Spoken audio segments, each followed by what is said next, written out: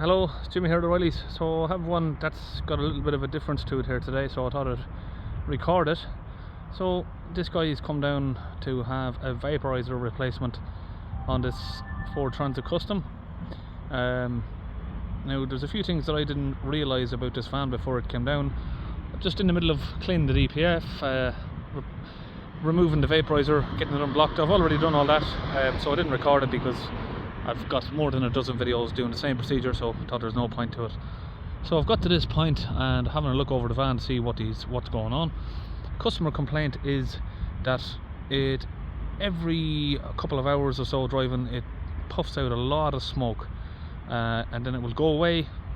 Maybe the next day or something it would happen again, and it would happen a couple of times every day when he's driving it. It would drive normally, and then suddenly you'd get a lot of smoke come out for 5 or 10 minutes, and then the smoke would stop again, and he want to know what the issue is. So I know what the issue is.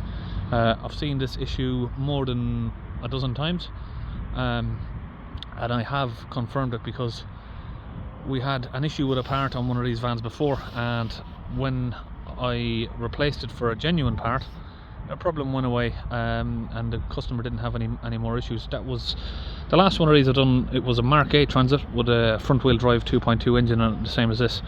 We replaced the part for a genuine Ford part, and he didn't have this exact issue that this customer's having. Now unfortunately this guy spent a fair bit of money on it.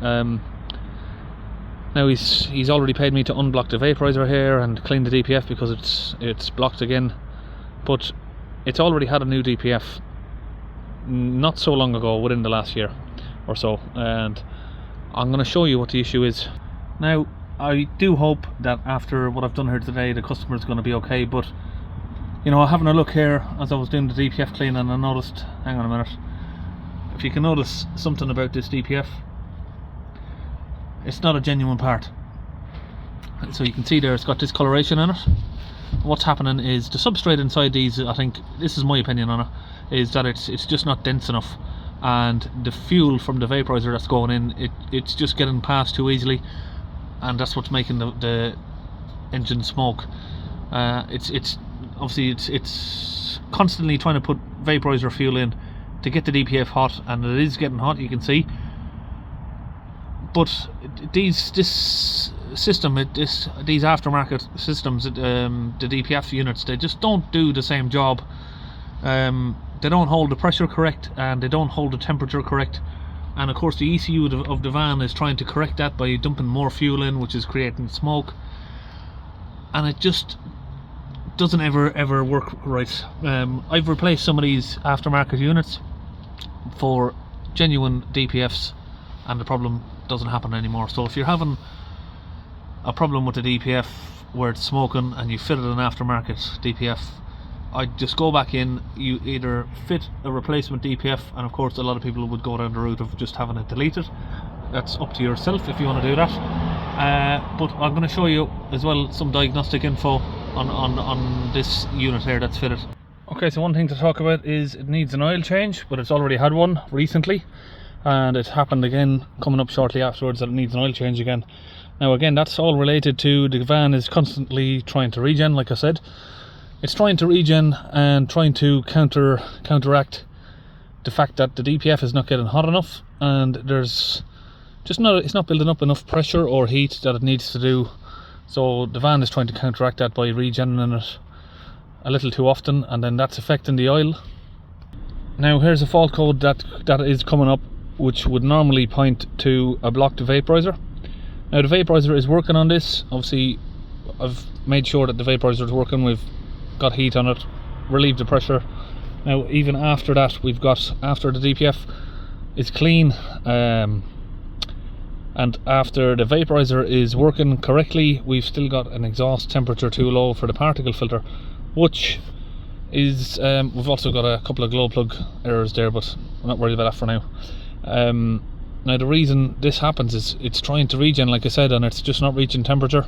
So the van is going to keep attempting to regen and get that temperature up, and that's exactly what the problem is. Like I said, it's just these aftermarket DPFs don't work. Now you might get some people comment on here saying I've got an aftermarket DPF in my van, and it works fine.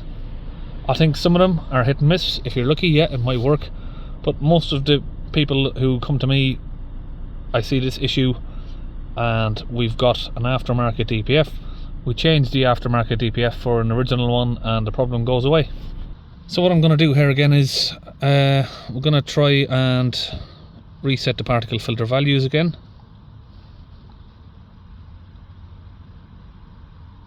Key on, engine off, okay. And that's complete. Now we've done that, we're going to clear default codes and just confirm that they're all gone.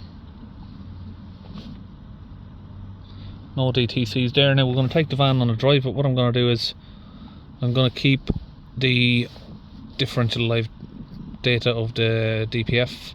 So we're going to need differential pressure, we're going to need temperature of the DPF,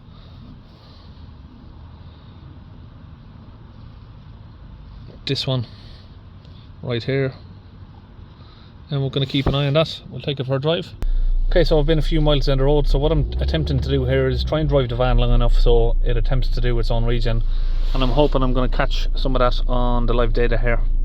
Okay, so we've driven the van roughly 20 miles or so, but unfortunately we can't get the vehicle to regen, so we're going to have to just show you what the live data looks like and try and explain it if I can instead. So we can see there the soot content hasn't moved from 0, so we just don't have enough pressure now in the DPF to get it to regen, unfortunately. But what's going to happen is when it's going to do a regen, this temperature needs to reach about 620 degrees, and it's not going to reach that. It would probably reach say 500 or 520, 550 maybe.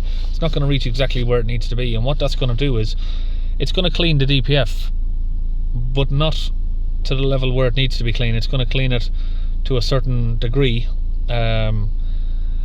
So basically it's going to get your DPF down from 100% blocked down to maybe 70-60%, and then, you know, pretty shortly afterwards it's going to need to regen again, but it doesn't bring it all the way back down to 0. It would only bring it down halfway, maybe 50%, and that's why it's constantly trying to regen, and it's smoking because it's trying really hard to get it to regen, but it's just not reaching the temperature it needs to do that.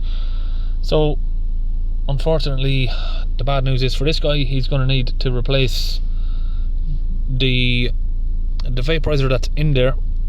Is seized into the threads, so I've managed to get heat on it for an hour or so, and the compressor, and I've blown out the vaporizer. So like I said, I've managed to blow out the vaporizer. I've got that clean. Got a bit of black soot on me,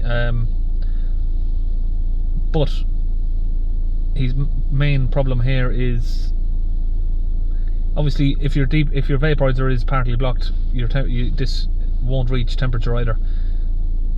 But I've got a very strong feeling here, after this vaporizer is working, his DPF is clean, I think he's going to continue to have this problem because of the aftermarket DPF. Okay, so we're going to park it back up next to the van now. Okay, so I hope I explained that enough for everybody to understand what I'm talking about. I'm not very good at explaining, but I hope that I made that clear, and I'll see you on the next video.